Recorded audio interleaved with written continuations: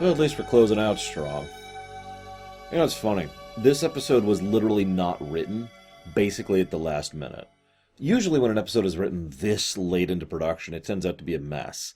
This episode, however, actually is pretty strong. I mean, there's some flaws with it, don't mistake me, but it manages to slide in to be really good, and I think there's two big reasons why. Reason number one, it's predominantly a character piece, and they already had the pieces in play of what they wanted to do with the Maquis.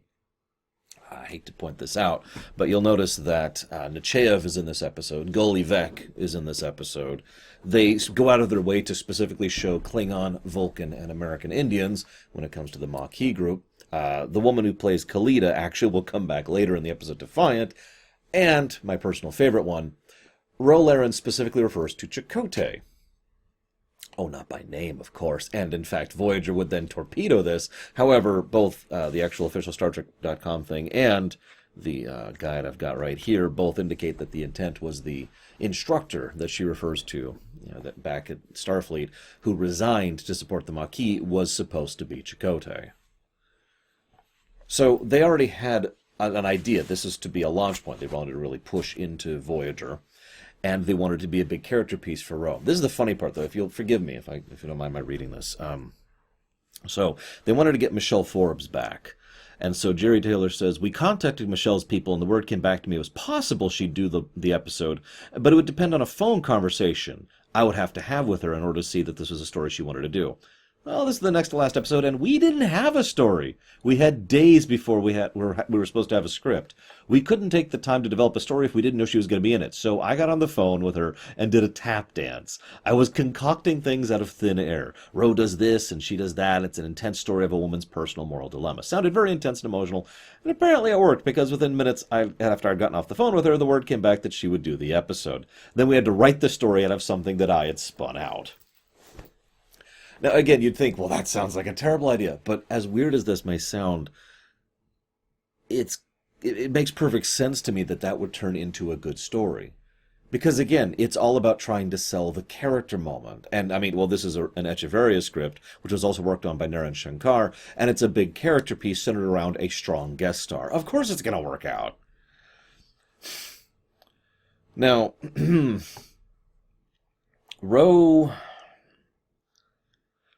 There's this great scene at the beginning. Ro and Stewart have wonderful, I should say Forbes and Stewart have wonderful chemistry. It's actually great. And even better, made better by the fact that Patrick Stewart was actually directing this episode, although poor Stewart. He apparently was basically going full, he was crunch timing. Instead of taking a break, he did the play, which I referenced earlier back in London. And then he went right into this episode, which he directed and starred in. Then he did the next episode, All Good Things, which he was very busy in. Then he started work on the movie. He was a little burnt out. It's probably one of the reasons why Stewart walked away from Star Trek for so many years, because of the bad taste left in his mouth at the end of Season 7, which he's spoken of several times.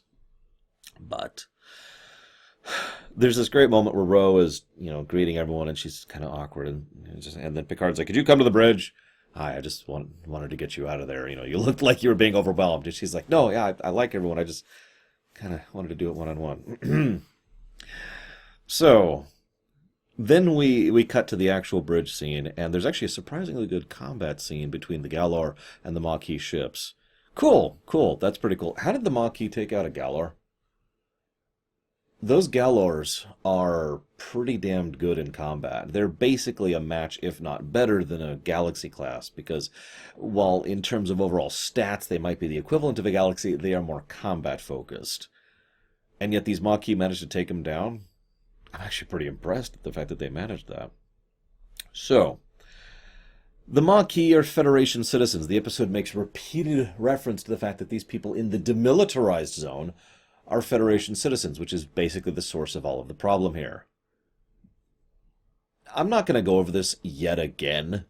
It's just interesting to think about this with the advantage of hindsight. We've already discussed many times over on Deep Space Nine how much the Federation citizens part and the legality part of the Maquis versus the Federations versus the demilitarized zone versus the Cardassians causes so many issues. As usual, I feel this whole situation was just a little bit poorly designed, and I've talked that to death. Let's move on. So, I do have to say something really quick, though. demilitarized zone. Now, I was like, well, hang on, Lore. You're a moron. And I was like, yes, you're right. I am a moron. Yes, you're a moron. Oh, I was going to keep going with that. But the point is, I may be weird, but I thought that demilitarized zones were basically neutral, that they weren't actually territory controlled by either side, that's kind of the point. I mean, on a piece of paper or on a map, it might be that this part is this side and this part is that side, but functionally and practically it's considered neutral territory, or no man's land, because of the fact that no one has the right to actually do anything that could actually impact sovereignty. You can't send in troops, you can't send in ships, you can't fly things over it. It's neutral, right? And yet here we are. And all of these issues come up because of the demilitarized zone, which apparently they still have jurisdiction in, even though they don't. Like, they send Starfleet personnel into a DMZ bar to find fake Ro, and they claim they have jurisdiction and authority to shut down the bar, which, by the way, fun little thing. They're like, we'll shut this bar down if she's been here. Oh, yeah, she's totally been here. And then they leave. What? Anyways. Like, where does that jurisdiction come from, exactly? Later on in this episode, there are several Cardassians who may or may not be part of the Union who come in with guns, too. How do they... Like, there's just a lot of things here that just don't quite line up that probably could have if they spent a little bit more time polishing and figuring out the details, as I've referenced before. Sorry for going into it yet again, but they keep making references to the DMZ, and almost all of this episode is about this being in the DMZ. Nechayev shows up, once again, better, just like in the previous episode, Journey's End.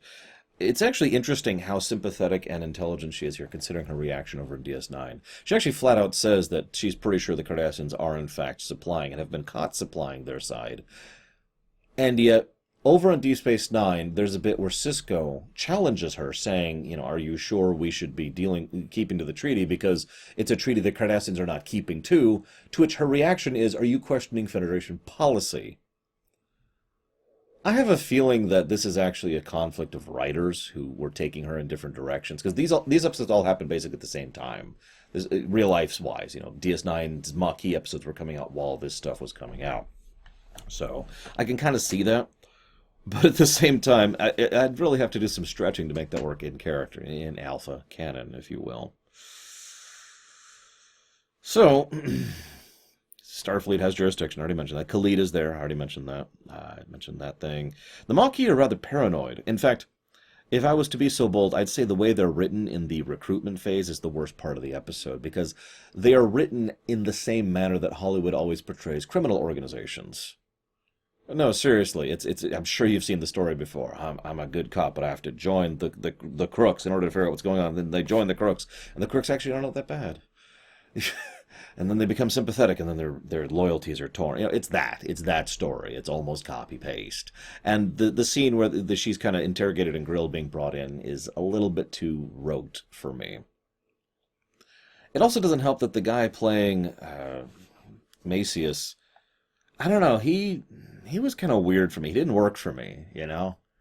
Like, he wasn't bad, but I never believed the character. I'm curious what you guys think of that, because he was just... I get the point. He was supposed to be the elderly father figure replacement for Ro in direct competition with Picard, but it never really worked that way for me, and I'll talk more about that later. So anyways, the Maquis show up. They're super paranoid. I was actually have a note here that I wonder if the Obsidian Order has been giving them issues, even though out of universe, the Obsidian Order hasn't been invented yet, but then again, neither is Section 31. But then I started thinking about it. I wonder if Starfleet intelligence has been active in the demilitarized zone. That'd be fun. And they should be, actually, even though it is actually a violation of the treaty. But you could see why they'd be doing that. If nothing else, you think Section 31 would at least take a little bit of an interest in this one. You know, passive. This is kind of low tier for what they usually deal with. They're probably going to be busy with the Dominion soon. Anyways. So, the Cardassians approach, and they have this overall strategy, which actually makes perfect sense. Kind of poke make things unpleasant, make things uncomfortable.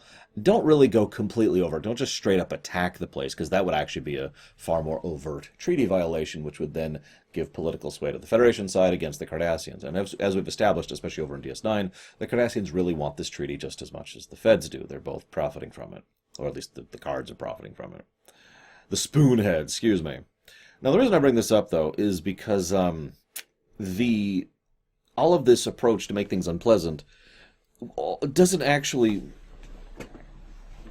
work. It's not actually going to get people to be like, screw this, I'm just going to go someplace else. It's just going to get people to dig their heels in. In fact, as I've mentioned before, the mere fact that these people are Federation citizens basically guarantees that this is going to drag out another Cardassian Federation conflict, and indeed would have done so if not for the fact that the Klingons, spoiler alert, decided to pound the ever-living crap out of the Cardassians. If it wasn't for that, the Maquis probably would have dragged the Federations into yet another war with the Cardassians. Just interesting to think about, but I'm sorry, I'm getting too much into political stuff. You don't care about that. What you really care about is that the Maquis are seen as sympathetic through the eyes of an individual, because that's the best way to see an organization. We, as human beings, tend to perceive things through the eyes of the individual anyways. It's hard to think of a massive amalgamate blob as anything but a massive amalgamate blob. And then you see a person, and it's like, oh, well, they're okay. And then they need medical supplies. Now, this is interesting to me, because why? They have replicators. Now, hang on. I'm going to headcanon a little bit here.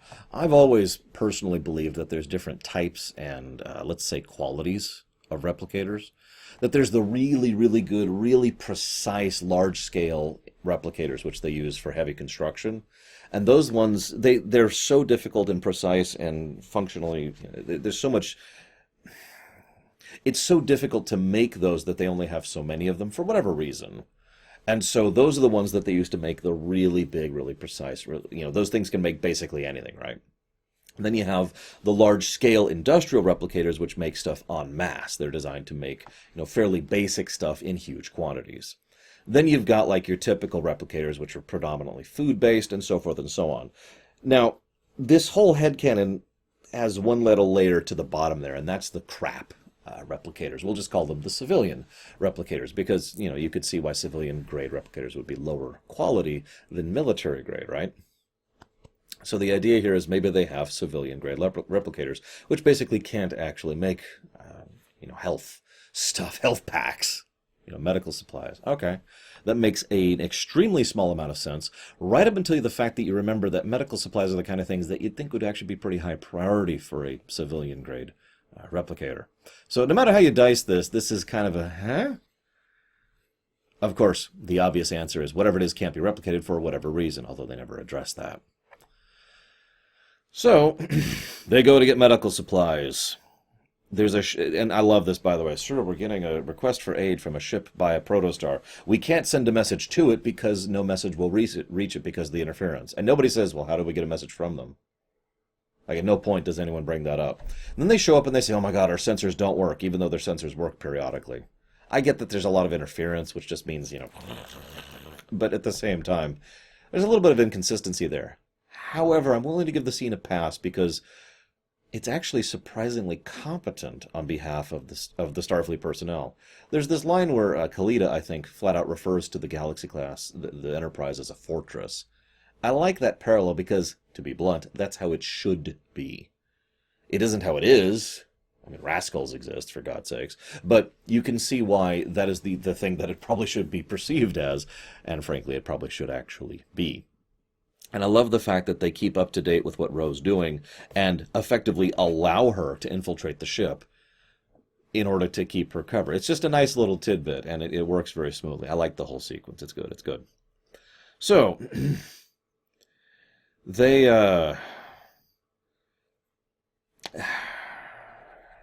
This is when the episode kind of starts to push into its direction. I have a line here. I don't want to talk about this before I talk about my final point. Actually, I have two things I want to talk about. The first is Ro gets worried because she's going to lead these people into a Federation trap. Okay, that's cool. I am saying Federation specifically at this point because even though Starfleet is implementing the policy, this is clearly Federation policy, as we've discussed previously in Journey's End. So the consequence here, and I don't mean to sound too dismissive, is that these Maquis are going to be taken to a five-star resort. I'm sorry, a Federation penal colony. We've seen Federation prisons. They're nice. I have literally been to expensive hotels that are not as good as Federation prisons. Now, I know, that's a variance of perspective since I live here and they live there, and for them, that's probably bad living. But it's hard to feel bad for the Maquis when the consequences for their terrible actions is going to be living comfortably the rest of their lives, being cared for by the state, effectively. Anyways, I'm not saying they should be punished more, by the way. That's not what I'm saying. It's just, so much of the thrust of the episode is on that axis of the punishment that they're going to receive, the trap they're setting for them, that I'm just sitting here going, okay, but what's the consequence? Well, they'll be captured. Yeah, okay. Next point. I mentioned earlier how the Cardassians would be smart not to do any overt action, which then immediately leads to several Cardassians actively opening fire in full view of everyone, which could be recorded or perceived or interviewed, or a dozen other methods to prove this. Frankly, if the Maquis were smart, what they would do would be to film the whole damn thing with a tricorder and then immediately broadcast that on open message to everyone, especially the Federation, which not only would shame the Cardassians, but give the Federation tons of ammunition to use diplomatically against the Cardassians. But, of course, no one's actually thinking that direction. They just start shooting back. I get it. I do.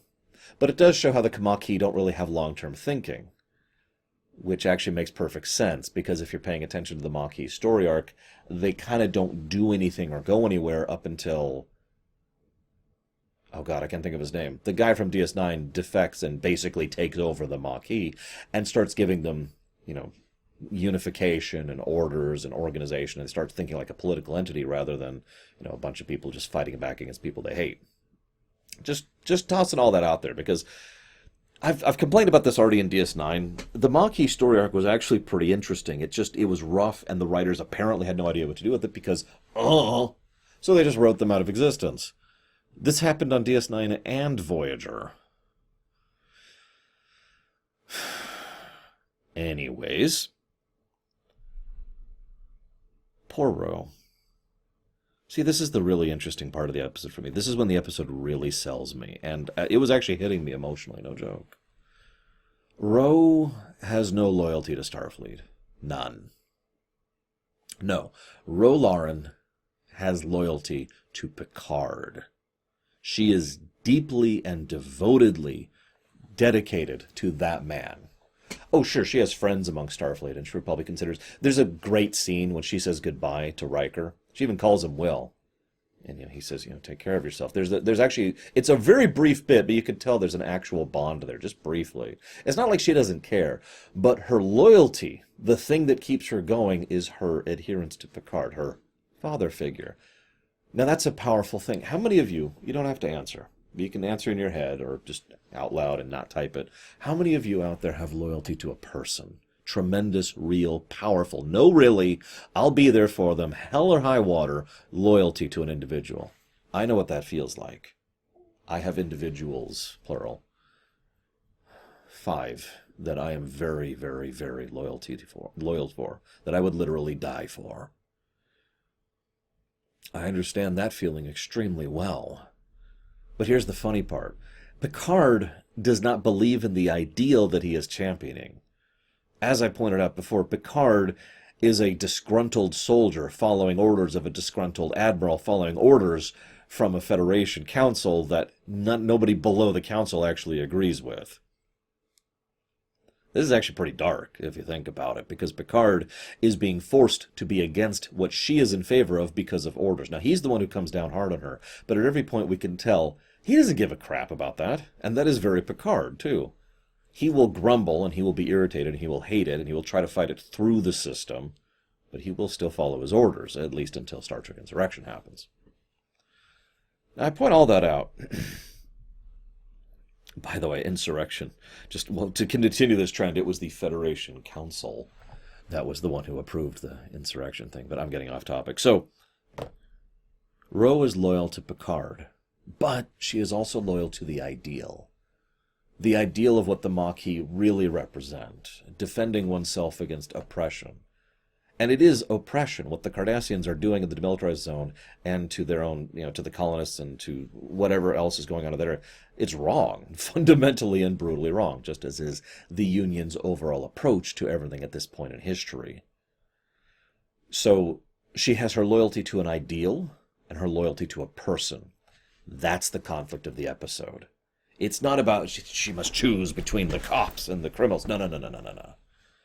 One man and one concept in conflict. Now, to go back to my earlier parallel, I have loyalty to 5 people. I also have loyalty to several ideals. I'm not sure what I would do if I had to pick. If I had to pick between something I truly believe in and someone I truly believe in. And that's the power of it. And credit to Forbes. She does an excellent job portraying someone who's basically being shredded emotionally over all of this.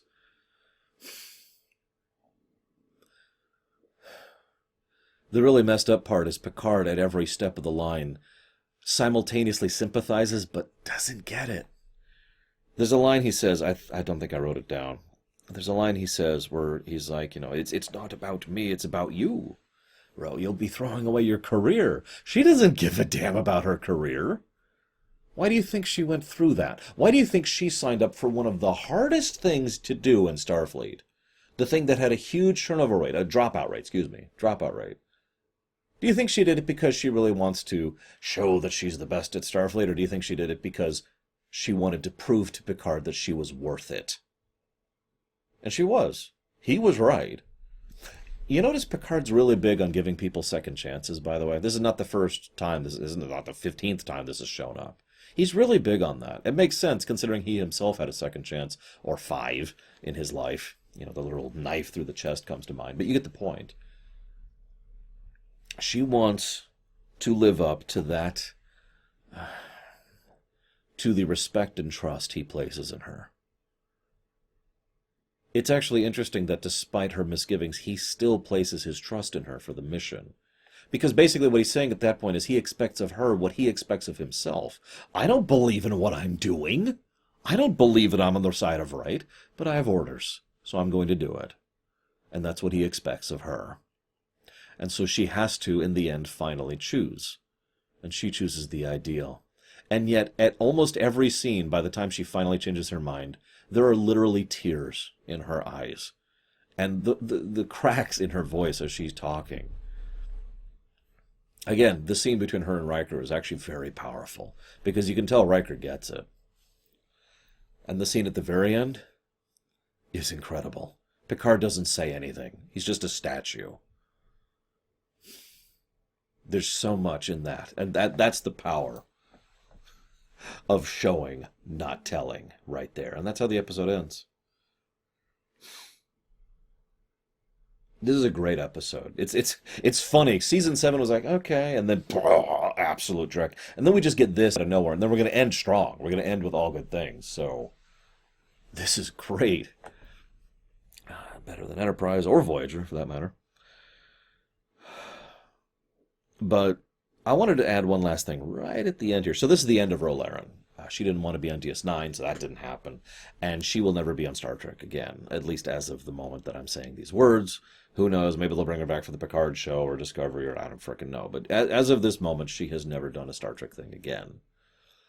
Considering she formally joined the Maquis with this episode, it makes me wonder where that could have gone, or where that did go. Remember, Thomas Riker also ended up joining the Maquis.